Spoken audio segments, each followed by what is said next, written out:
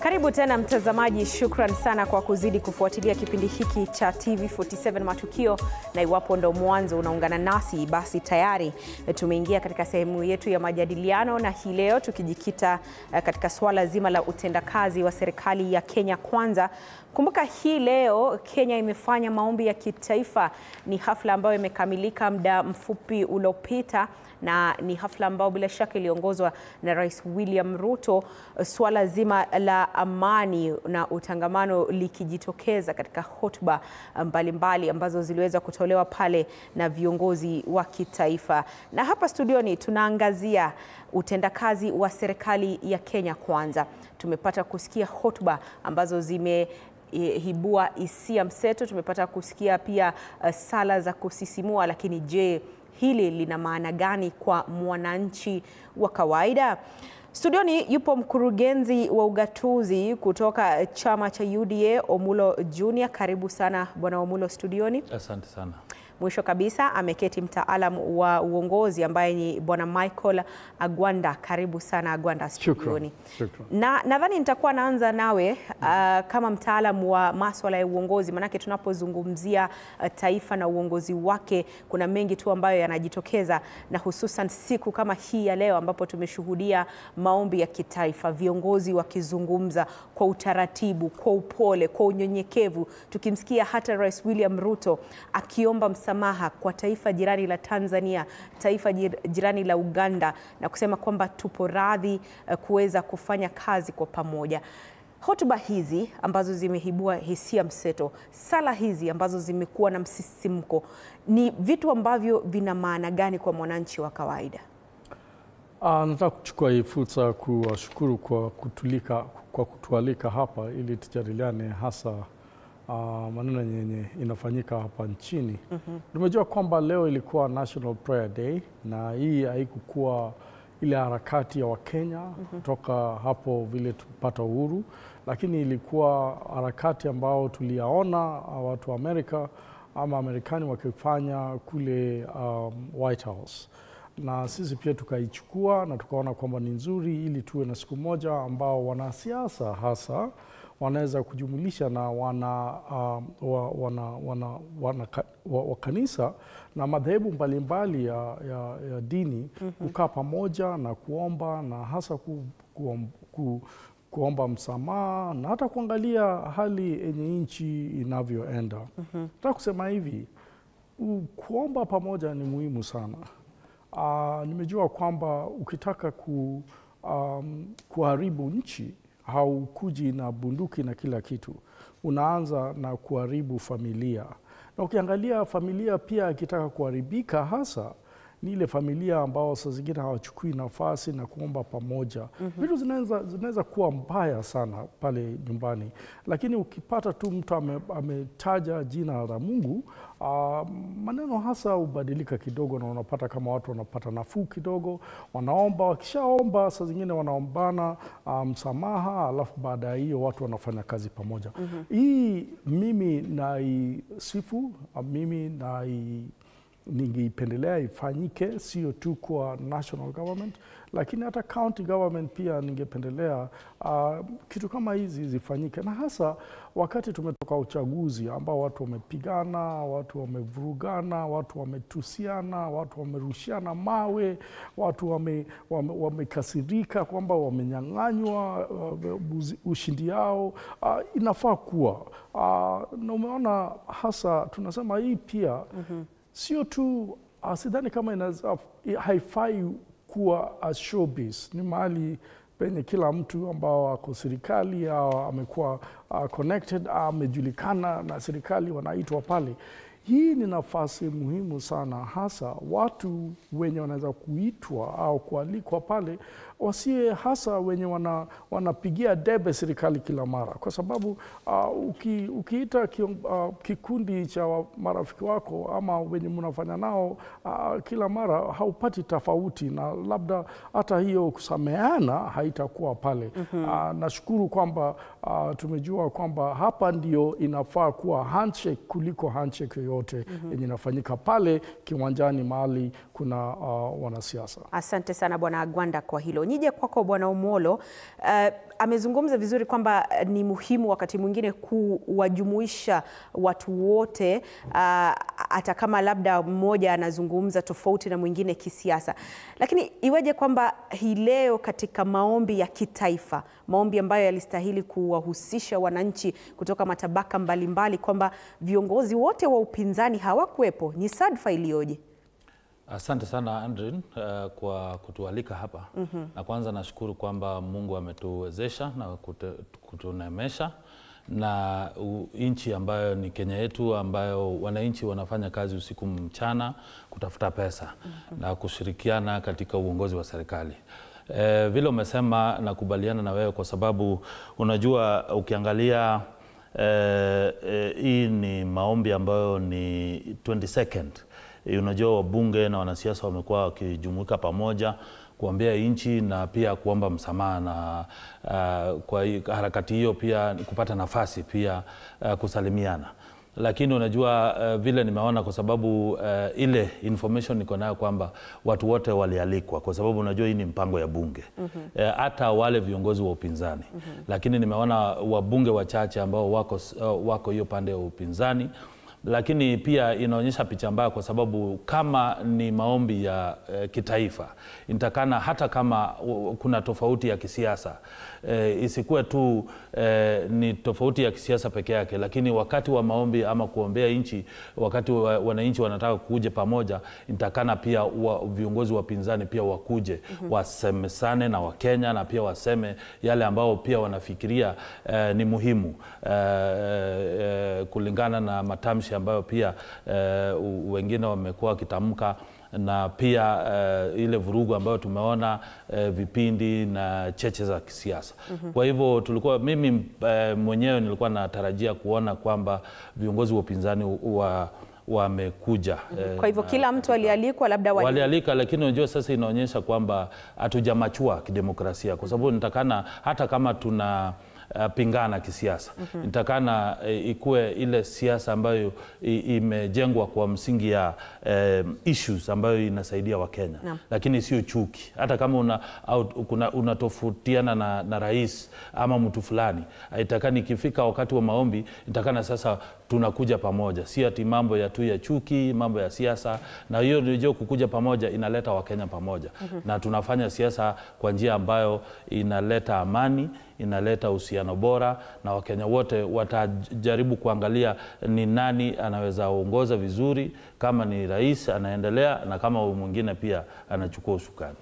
Na muhimu zaidi hii leo wakati wa maombi ya kitaifa ni ule wito wa amani na utangamano, lakini pia swala zima la uchumi limejitokeza. Rais William Ruto kwenye hotuba yake akitaja kwamba Kenya haitashindwa kulipa madeni yake. Lakini nikilielekeza hili kwako Bwana Agwanda, kuhusiana na ule uongozi tulionao sasa hivi, vita dhidi ya ufisadi, tumepiga hatua au bado tunalegea? Umejua, mimi nimefurahia kama ndugu yangu anasema kwamba ni kama watu wote walialikwa. Lakini ubaya tu mimi sikualikwa bwana. Wakati nyingine mnifikirie bwana. Umejua watu wakaenda kuomba ama kusudu. Hasa sio siku huo tu wa kwenda kuomba pamoja alafu tunasema National Prayer Day. Lazima tuangalie namna ya kusema na kutenda. Na sio tu namna ya kusema tunaenda kuomba alafu kitoka pale mwenendo ni ile ile. Umeniuliza kama ufisadi, hasa ufisadi. Tukiangalia nchi yetu tumejua kwamba sisi tuko na Waislamu hapa, tuko na Wahindi ama Hindu, na tuko na Wakristo wengi, lakini majority, watu wengi ambao wako hapa nchini ni Wakristo. Na tukiangalia hawa watu wengi, baadhi wengi ambao wanafanya ufisadi ni wale wanaenda kanisa kila siku. Huyu anaenda siku ya Jumamosi, mimi naenda siku ya Jumapili, na hata wengine pia wanaenda siku ya Friday kama Waislamu. Swali ni je, hii kuomba kwetu hii inaweza kuleta suluhisho hasa katika hii hali ya ufisadi. Naam. Kwa sababu tukiomba kila mara na ukitembea tu siku ya Jumamosi ama Jumapili utapata madhehebu yamejaa hapa Nairobi, yamejaa na magari na watu na tent kubwa zote zimejaa za watu. Kwa nini tunakimbilia sana kuomba lakini tabia yetu haibadiliki? Naam. Hiyo ndio swali Kenya lazima waulize. Kwa nini tunataka kuwaita hawa ambao ni wa upinzani sugu hasa na bado hatujawaambia tunaweza keti chini na tuongee na tunaweza keti chini tukunywe chai ama tukunywe kofi kidogo, kahawa kidogo. Lazima tuangalie kwamba siasa sio Kenya. Ubaya ya Kenya ni moja tu, siasa ni kama life and death, maisha na kifo.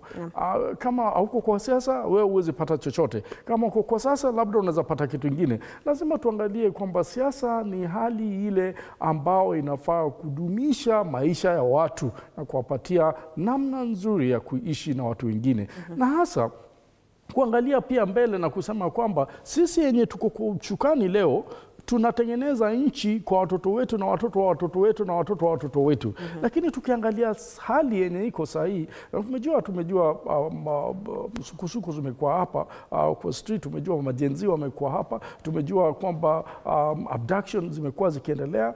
Tumeona MP wa Juja juzi tu akachukuliwa na akapotezwa na hatujui nini lilifanyika. Unaona, hatuwezi kuomba na pia tunakuwa kwa nchi ambao tuko na hofu ya kutembea, hofu ya kwenda kusali, hofu ya kufikiria kwamba mtu atakupiga, ama hofu ya kufikiria tu kwamba utatukanwa na labda mtu akufuate kama unapiga serikali. Kuomba kwetu inafaa ile yenye translate into action. Na hapo hatujafika. Na naomba tukenda kuomba pale tusamiane ile genuine, ile tunasema bwana tunataka tubadilishe nchi yetu na nchi yetu ibadilike. Sio ati tunatoka pale na tunapiga njama vile tutapiga MP fulani, vile tutapitisha bili nyingine ambayo haifai. Tunapigana nani atakaa kwa kiti kikuu 2027. Nani amejua atafika 2027? Naam. Haya, wacha tuangazie baadhi tu ya vitu ambavyo serikali ya Kenya Kwanza imeweza kuafikia, na ni taarifa ambayo tumeipokea sasa hivi kutoka kwenye shirika la utafiti la TIFA. Kwa asilimia 14 serikali ya Kenya Kwanza imeweza kufanikisha miundombinu, infrastructure development. Kwa asilimia 5 serikali ya Kenya Kwanza imeweza kufanikisha gharama ya juu ya maisha. Hiyo ni reduction in the cost of living kwa asilimia 5. Kwa asilimia 4 serikali ya Kenya Kwanza imeweza kufanikisha swala zima la kilimo, agriculture. Kwa asilimia 3 serikali ya Kenya Kwanza imeweza kufanikisha masuala ya afya, health services. Sasa tuangazie vitu ambavyo serikali ya Kenya Kwanza haijafikia. Ni kulingana na takwimu hizi ambazo tumepokea kutoka kwenye shirika la TIFA. Kwa asilimia 18 serikali ya Kenya Kwanza imefeli kuweza kuangazia swala zima la gharama ya maisha, failure to reduce the cost of living. Kwa asilimia 11 serikali ya Kenya Kwanza imefeli katika masuala ya uongozi. Kwa asilimia 8 serikali ya Kenya Kwanza imefeli katika masuala ya afya. Kwa asilimia 7 serikali ya Kenya Kwanza imefeli katika masuala ya human rights abuses. Hizo ndizo tunazosema ni kupigania haki za binadamu. Kwa asilimia 7 imefeli katika kutatua swala la ufisadi, corruption. Kwa asilimia 7 pia imefeli katika swala zima la miundombinu, poor infrastructure. Na kwa asilimia 7 tena imefeli kuweza kuboresha nafasi za ajira, failure to increase employment. Na swali hili sasa nitalielekeza kwako Bwana Omulo, manake hata alipokuwa akizungumza Rais William Ruto ametaja kwamba kila siku Wakenya 1500 hujisajili kwa bima ya afya ya SHA, tena kwa hiari. Lakini tunapoangazia kulingana na takwimu hizi ni kwamba serikali ya Kenya Kwanza imefeli kwa asilimia 8 kufanikisha afya bora kwa wote. Iweje kwamba ni mojawapo ya ahadi zilizokuwepo wakati wa kampeni, lakini sasa afya imefeli kwa asilimia 8. Isitoshe pia swala zima la kupunguza gharama ya juu ya maisha, Kenya Kwanza imefeli kwa 18%. Ni kipi ambacho labda serikali haifanyi ambayo iliahidi na labda inaweza ikafanya sasa na kufanikisha hili ambalo halijafanikishwa hadi kwa sasa? Asante sana Adrian. Nimeona hiyo ripoti ya TIFA. Unajua opinion polls ukiangalia, nimejaribu kucompare hii achievement na failures. Kwa sababu unajua tuliahidi wa Kenya katika ile mpango yetu ya beta tulikuwa tumeangazia mambo ya afya, mambo ya infrastructure, mambo ya digital economy, mambo ya digital superhighway, na hiyo mambo ya agriculture ama kilimo. Lakini ukiangalia vile umeuliza mambo ya afya, tayari unajua serikali ambayo imeweka hatua ya kusaidia kuhakikisha kwamba tuko na afya kwa wote. Hata kama tujafanikiwa kufikisha ile ahadi kwa Wakenya milioni 40, tumeweza kusajili Wakenya milioni 21. Na unajua hiyo ni hatua kubwa sana katika mpango ya afya. Na ukiangalia kwamba ukilinganisha na NHIF ambayo ilikuwa imesajili watu milioni 7 peke yake, sasa hivi watu wengi sana wanapata hiyo huduma. Ya pili, ukiangalia mambo ya afya, tayari tuko na hizi tunasema bima kama SHA, tuko na Primary Health Care Fund, na tuko na hii Chronic Diseases Fund ambayo pia serikali imeweka. Na hizo funds ukilinganisha na NHIF haingeweza kufanya hizo ama kufund hizo mambo ya afya. Na ukiangalia serikali yetu imeweza kuajiri watu 126 katika community health promoters ambao wanajaribu kuandikisha wale ambao wako na chronic diseases, wale ambao wako na ugonjwa ambayo kama ya sukari na hizo vitu kama hizo. Na tayari wako na ripoti ambayo watu kama milioni 4.1 wako na ugonjwa ya sukari, watu milioni 2.4 wako na ugonjwa ya hypertension. Kwa hivyo serikali tayari iko na hiyo data katika digital health digital standards. Kwa hivyo ukiangalia hata kama tuko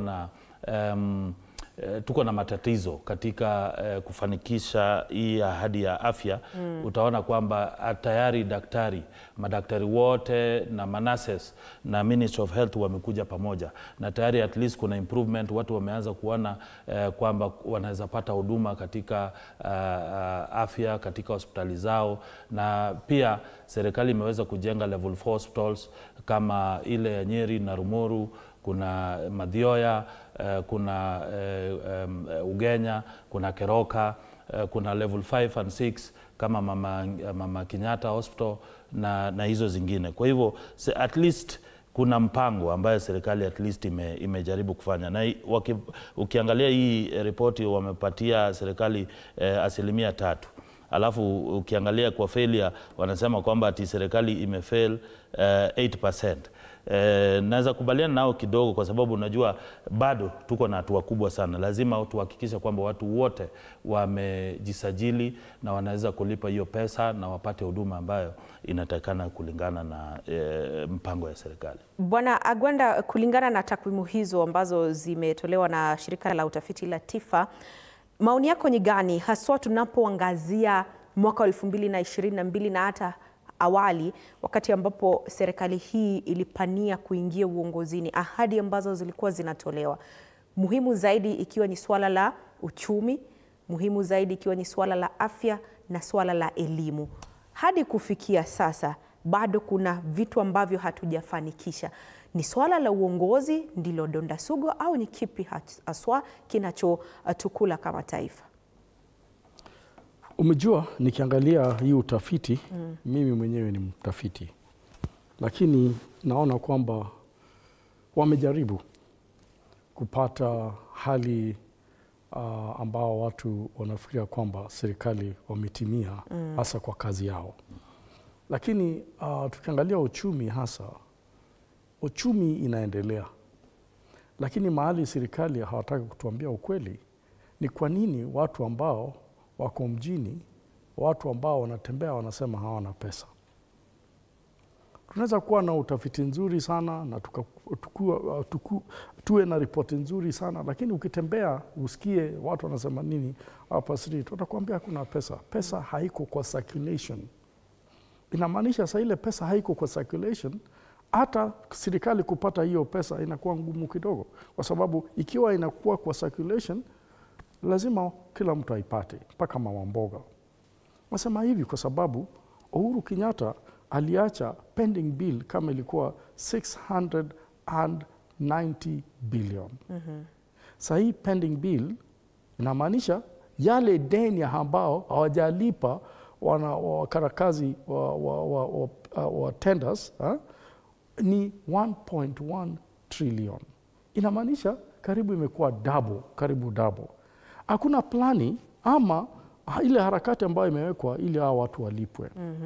Serikali wamejaribu kidogo wakisema kwamba tunatoa pesa, tumeona CRB wakisema kwamba tunatoa pesa ili watu wa county walipe wenye contractors. Lakini pesa ikienda, nimeona Dr. Nyakang'o akisema kwamba pesa ikienda kwa county ili ilipe pending bills, wale magavana wanachukua pesa wanaitumia mahali haifai. Unanielewa?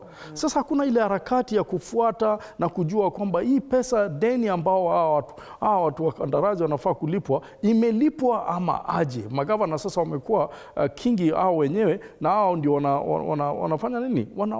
Wanapotoza wale watu pesa yao. Nimeona kama counties wengi wanasema hawajalipwa pesa yao. Unaona? Afya hatujafanya vizuri ya afya. Na tena naona Tifa wamewasaidia sana serikali hasa, kwa sababu mimi mwenyewe niko na mtoto angefaa atolewe tu tonsils. Mtu ananiambia SHA inafanya hiyo, approval haijafanywa, mwezi mmoja imeenda kutoa tu tonsil. NHIF hiyo ingekuwa the same day inafanywa na inafanywa. Sasa ni kama hii SHA pia ni kama kuna sehemu zingine inafanya, sehemu zingine haifanyi. Unaona, Wakenya wanataka kama umetoa kitu ya afya yenye inafaa kusaidia watu wote hapa nchini, hakuna yenye mtu yenye ako Msambweni na mwenye ako Nairobi, watu wanafaa kudumiwa kwa usawa. Unanielewa?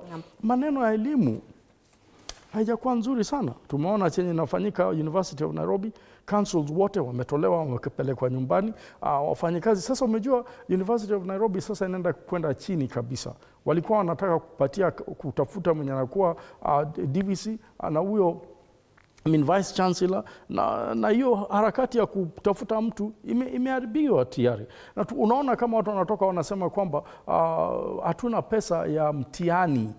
Nchi gani ambao watu wanaweza kuwa wanaenda shule alafu mtu anasema hakuna pesa ya mtihani? Na saa zingine tunasoma haya maneno kwa gazeti na tunasema hizo ni upuzi. Niliona parliament wakidiscuss, hata wenye education department committee wanasema na hii kitu mbona ilitolewa? Yenyewe nani alitoa? Ni hata hao wenyewe wanashangaa. Hawa ni watoto wetu. Wakiwa wawe private school ama wawe government school, wana haki ya kufanya mtihani, kwa sababu watoto wetu hatuwapatii tu education ama mafunzo ya hapa nchini. Wengi wao hata wengine wakimaliza form 4 ama wamaliza high school wanaenda ng'ambo, na kuna standards zenye unaangalia. Lazima ufanye mtihani, lazima uwe na transcript na vitu kama hizo. Elimu wajafanya mzuri sana. Tumeona kwamba mashule mengi hawana madarasa. Ulisikia kama President Ruto juzi tu akikuwa anasema nitatoa pesa ili nijenge madarasa mimi mwenyewe, pesa yangu mwenyewe. Unaona, amefikia mahali anasema yenyewe ni kama serikali haina pesa yenye inaweza kujenga madarasa nchini. Labda nitoe pesa yangu kwa mfuko tujaribu kutatua hii maneno. Yeye pia anaiona ni kama sio nzuri sana. Hatuwezi kuwa na nchi ambao health iko na problem ama iko na shida, education iko na shida, na hasa uchumi iko na shida, lakini tunasema na swali lenye nataka kukuuliza tu ni hii, sio kuwakosea serikali sana. Mbona tunataka kulipa madeni za hawa nje sana, na Wakenya ambao wanadhulumiwa kila mara na tunachukua taxes kwao, hatutaki kuwalipa hii pending? Naam, ni swali ambalo tutakuwa tunamruhusu Omulo ajibu baada ya mapumziko haya mafupi. Shikilia papo hapo. Umetaja pia swala zima la elimu na fedha za mitihani. Hilo nadhani mapema wiki hii katika kikao cha bunge liliweza kusuluhishwa, lakini maswali yalikuwa yameibuka hata zaidi. Iweje kwamba tunajua mitihani ipo lakini fedha hazijatengwa? Yote ya tutakuwa tunajadili baada ya mapumziko haya mafupi. Mtazamaji, studioni yupo mtaalamu wa uongozi Michael Agwanda na mkurugenzi wa ugatuzi UDA Omulo Junior, tukizidi kuangazia utendakazi wa serikali ya Kenya Kwanza. Unaweza kusema nasi pia ukatueleza hisia zako ni zipi hadi kufikia sasa, ukiangalia masuala ya uchumi, elimu, afya na hata kilimo, tukilinganisha na ahadi zilizotolewa hapo awali. Tunapunga unyonyo kidogo, lakini usiende mbali, salia papo hapo. Tukirejea tunarejea na mengi zaidi.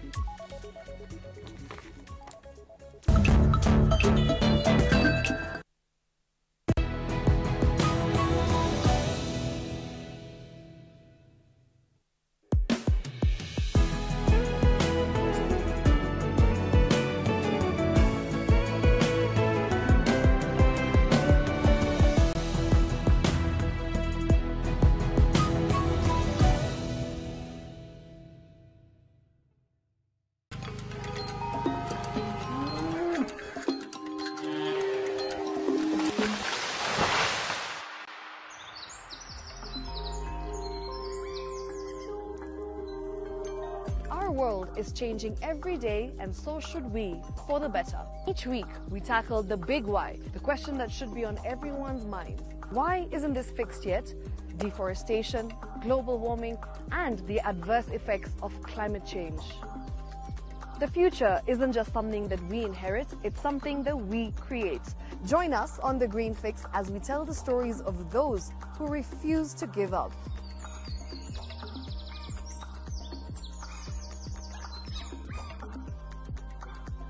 When it comes to fixing the planet, there is no time to waste. Join me, Shiksha Arora, on Thursdays at 9 p.m. on The Green Fix as we look into the big why, you and I.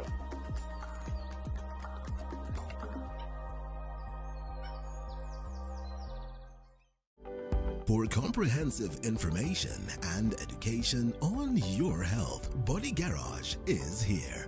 Don't allow anyone to pluck out your good tooth, as long as it is strong and stable. Cancer doesn't start today and you get the symptoms tomorrow.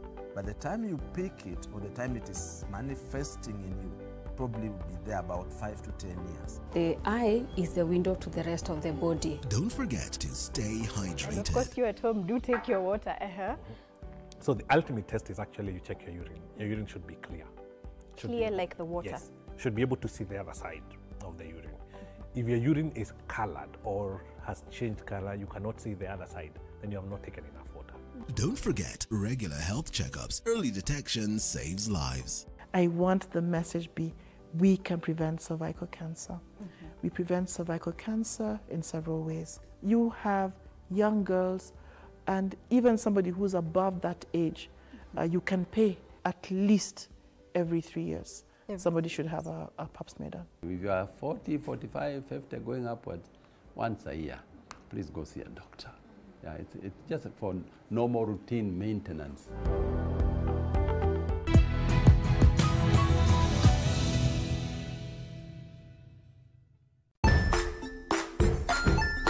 Hey there, friends. Welcome to Kids on the Block, where fun and imagination come alive.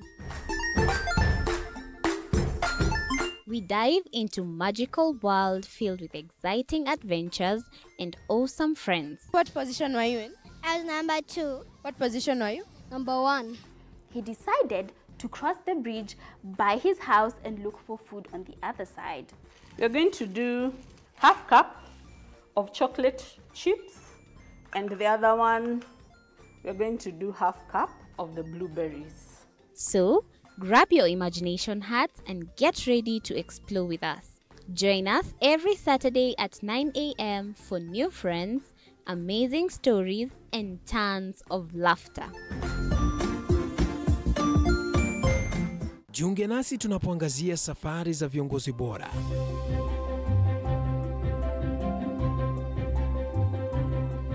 Kutoka kwa ushindi mkubwa hadi masomo magumu. Wakati wetu kwamba wasichana si wa kusoma, ni wa kuolewa, ng'ombe ipatikane, wazazi wakuwe watajiri. Tunashughulikia yote.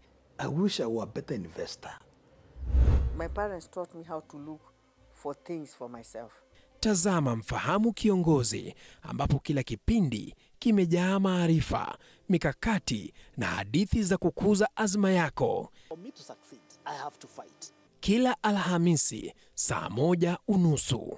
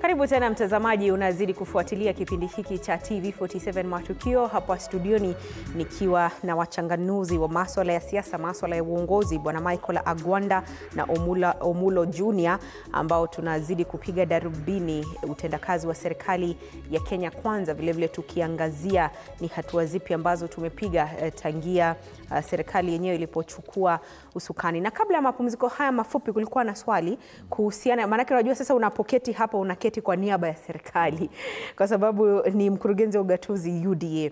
Hivyo basi maswali yanaibuka, na najua hata anapouliza Bwana Agwanda anauliza kwa niaba ya wananchi wengi kuhusiana na mfumo wa bima ya afya SHA ambao ulibadilishwa kutoka NHIF na sasa ni SHA. Je, mfumo huu unafanya kazi kwa watu, kitengo cha watu fulani, halafu kuna wale ambao hawafanyi wanapofika hospitali wanaelezwa kwamba hawawezi kuhudumiwa kwa sababu mfumo huo haufanyi kazi. Je, ni tatizo la kimfumo kwamba SHA wakati mwingine inafeli na wakati mwingine inafanya kazi? Asante sana Adrian. Unajua rafiki yangu Michael Agwanda ni mtaalamu. Unajua lazima anaelewa hii mambo ya bottom up.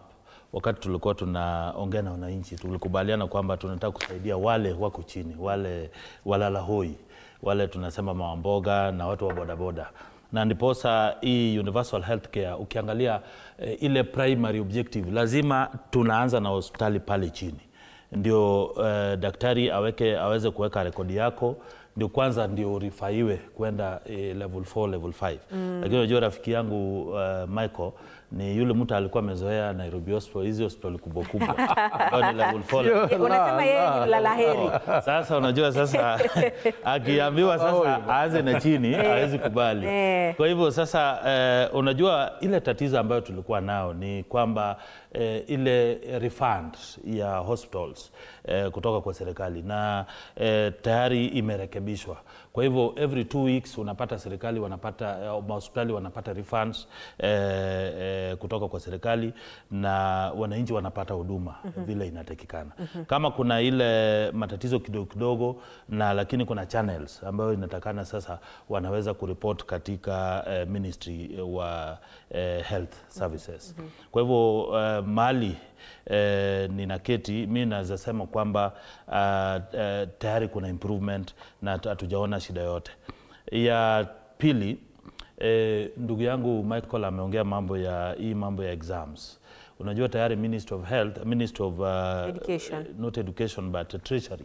Walijaribu kusema kwamba walikuwa najaribu kuondoa hiyo pesa ama ile ilikuwa inaitwa subsidy ya mambo ya mtihani, ilikuwa 5.9 billion. Walikuwa najaribu kusema wale ambao wako na uwezo, wale wako na pesa waweze kulipa exams. Lakini serikali bado inge subsidize ile wale ambao walala hoi ama wale hawajiwezi. Lakini wabunge wamejaribu kurudisha, wamesema kwamba hii ita affect ama itazuia watu wengi kwa sababu 2026 tunatarajia wanafunzi 3 milioni ambao watafanya mtihani.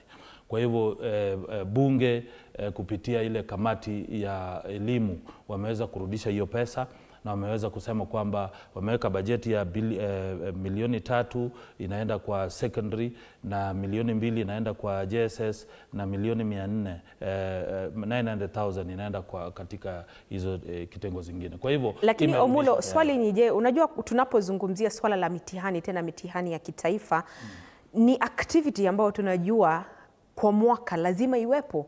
Kwa nini basi Treasury ifanye hivyo kuondoa fedha hizi, alafu sasa pia pawe na semi kwamba wale ambao wanajiweza wanaweza wakajilipia ada ya mitihani? Unajua lisemwalo lipo, na iwapo halipo lipo njiani. Kwa sasa huenda ikawa kamati ya bunge la kitaifa kuhusu elimu imerejesha, lakini katika maisha ya usoni hili ambalo limezungumziwa sasa hivi huenda likafanyika. Unajua sisi kama serikali tunajua ni muhimu sana kuhakikisha kwamba tunasaidia wanafunzi na wazazi kuondoa hiyo mzigo ya kulipa karo, na hiyo ndiposa tuliweka ile hiyo mfumo mpya ya elimu, kwa sababu tulikuwa nataka wale ambao wajiwezi serikali iweze kuwalipia, wale ambao wako na kiwango ya kulipa ama wako na uwezo waweze kujilipia.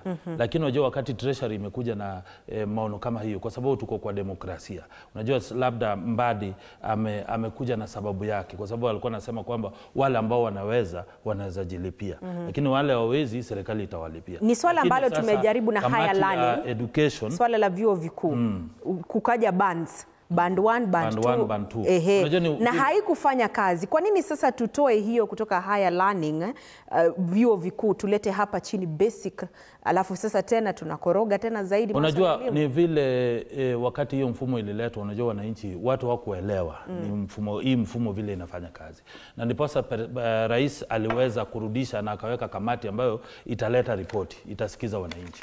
Lakini sasa ile maneno ambayo ilikuwa naleta tatizo ni vile wale ambao walikuwa naingia hizi band 1 band 2 walikuwa napeana information ambayo si ya ukweli.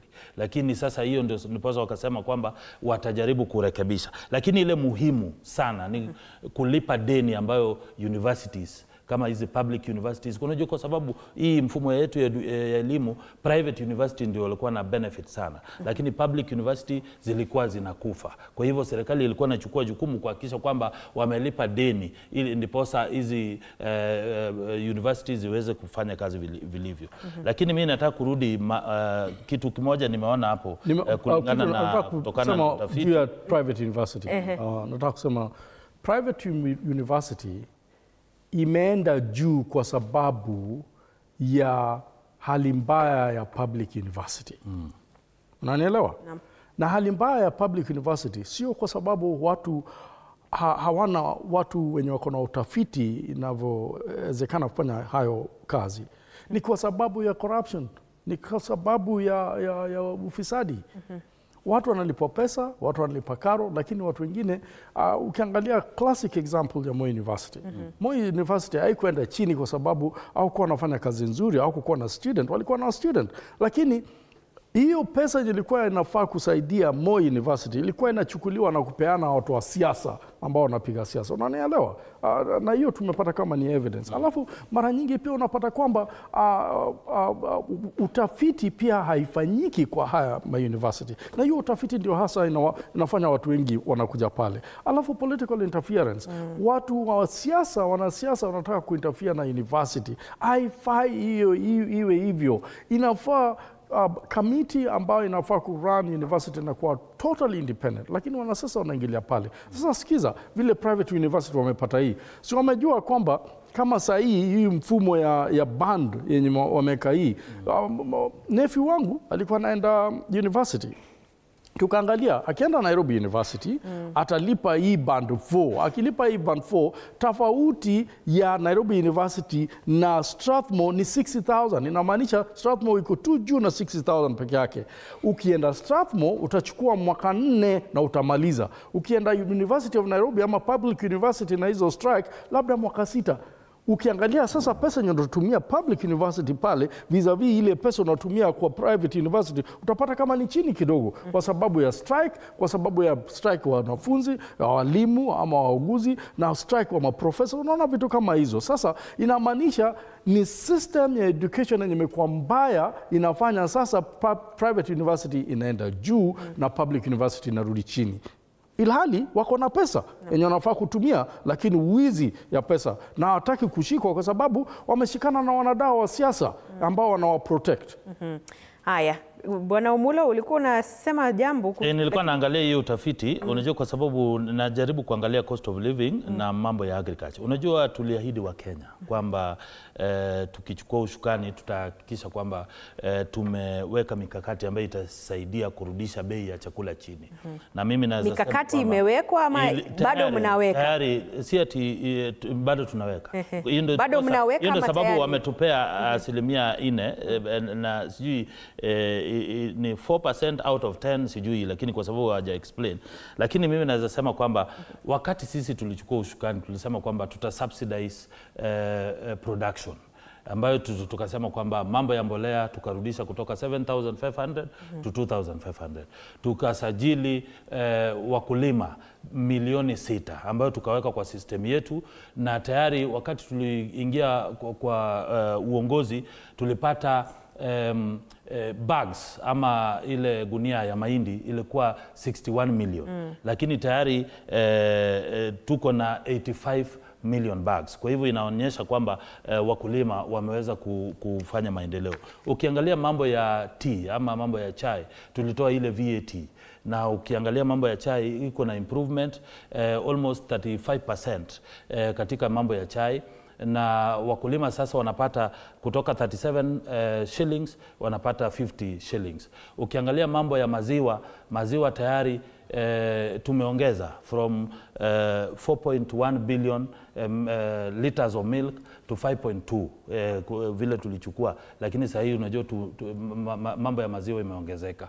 Ukiangalia ile minimum guarantee price ya maziwa imeenda juu.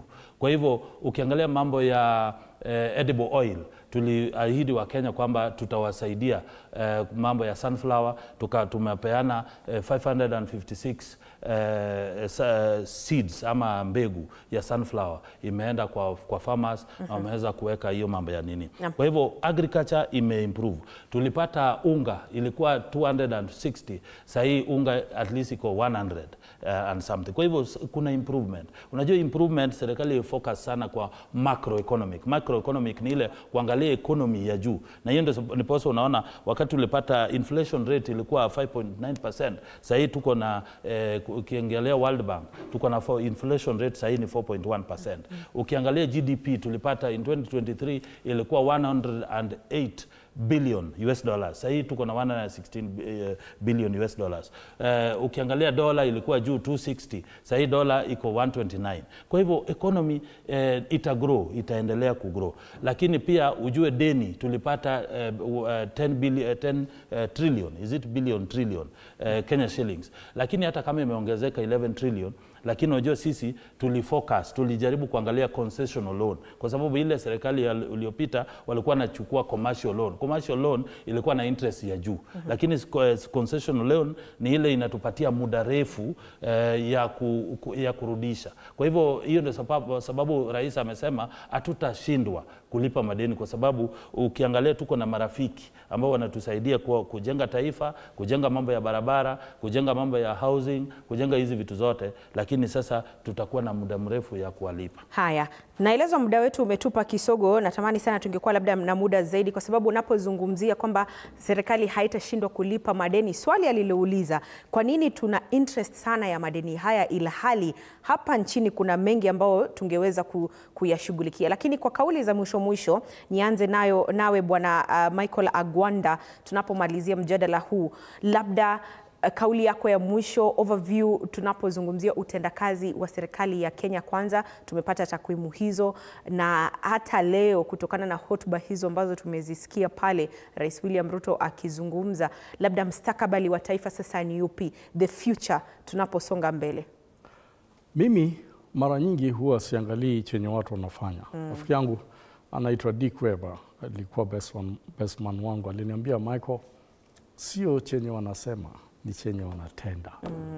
Tukitoka kule mkahawa wa Safari Park, alafu tumesema maneno mazuri sana, tukahudumiwa kwa nyimbo na tukafurahia, na hata roho zetu zikaenda juu mpaka hali ile tukifikiria kama kitu imetuangukia tu sasa hivi, labda tunaweza enda mbinguni direct. naomba tu kwa hisani yangu na ya hao pia kwamba wawe wahudumie wa Kenya kwa ukweli. Yale waliyosema pale ndio vile tutawajudge. Wakisema kwamba tunataka tusameane, inamaanisha hao ndio wako sukani, hao ndio wako mstari wa mbele, mstari wa mbele. Wawaite wale ambao wanafikiria wako mbali sana, wakae pamoja, wanywe chai pamoja, waongee pamoja, nchi yetu iende mbele. Sidhani kama hao watu ambao wako kwa upinzani wako na kiburi sana ambao hawawezi kusema kama ni ile genuine discussion for development ama kuendeza hii nchi yetu iendelee mbele. Sidhani kama wanaweza kusema no, lakini lazima tuwe na open heart kwa sababu na open mind, kwa sababu wakisema no, hao pia ni wa Kenya, lazima wasikizwe. Na wakisema ni karibu, ama wakisema tupate middle ground, wewe chukua hii na mimi nichukue hii na tupate middle ground ili Kenya iendelee mbele, tafadhali tufanye hivyo, kwa sababu William Samoei Ruto bado ako na mwaka 2.5 hivi, na tungependelea tu Kenya iendelee mbele, sio kwa individual, lakini watu wa Kenya wote wapate huduma. Naam, asante sana Agwanda. Kwa dakika moja, kauli yako ya mwisho Bwana Omolo. Andre, mimi nitasema kwamba mimi, unajua sisi kama UDA, sisi ndio custodian ya manifesto yetu ya Kenya Kwanza. Na tuko na jukumu kuhakikisha kwamba tunaambia Wakenya ni nini tumefanya na nini hatujafanya. Na ndiposa tunashukuru rais sana kwa sababu tuliahidi wa Maomboga tutawajengea soko. Tayari tuko na soko 260 na tayari kuna 21 CID centers, tuko na 19 aggregation parks. Zile itasaidia watu kufanya hii mambo ya value chains. Na mimi pia nashukuru sana rais kwa sababu tuliahidi wa Kenya tutawajengea nyumba. Mimi nilikuwa huko Mukuru, wamama wamefurahi na watu wamefurahi kwa sababu hizo nyumba 1080 watu wamepata tayari. Sasa wametoka pale kwa kitongoji duni, wako na umiliki wa nyumba, na tayari kuna zingine 4,450 zile nyumba tunajenga pale Kibra. Hivi karibuni president anaenda kulaunch nyumba zingine Kisumu na Homa Bay. Kwa hivyo sisi wananchi wanaona, hawezi pata nafasi kukuja kwa runinga kusema kwamba ni nini lakini tunawapata kwa ground sasa, kama wanahabari. Tayari tunataka zile vitu zionekane au wenyewe wajiangalilie, waseme kwamba tuliahidiwa hii na imefanyika. Hatutaki kusema tu kwa mdomo, lakini tunataka wananchi wao. Lakini ya mwisho mimi ningeomba kwamba nchi yetu tumeinuka kidemokrasia, na tungependa kwamba wale wanasiasa, hata wale upinzani, waweze kujumuika pamoja kuleta amani, kuleta uhusiano bora katika nchi yetu, na tuache hii mambo ya vurugu, mambo ya vipindi, vitu ambayo itazua hisia katika nchi yetu ama kuleta bugdha katika nchi yetu. Asante sana Bwana Omolo Junior, ni mkurugenzi wa ugatuzi UDA. Shukran sana Michael Agwanda, ni mtaalamu wa uongozi. Asante sana kwako mtazamaji kwa kufuatilia kipindi kuanzia mwanzo hadi tamati. Shukran za dhati kwa wote waliofanikisha kipindi hiki, wakiwemo waelekezi na wapiga picha hapa studioni, na hata bila kuwasahau maripota wetu ambao wamekuwa kifuatilia hafla nzima ya maombi ya kitaifa tangia saa 12 asubuhi, Mike Kagongo na Apollo Kamau. Mtazamaji, ninaondoka, lakini usiende mbali, salia papo hapo. Chini ya dakika kama 6 hivi nitakuwa ninarejea papa hapa kwa taarifa zetu za saa 7 mchana. Nimekuwa wako Andreen Kilemi. Kwa heri kwa sasa.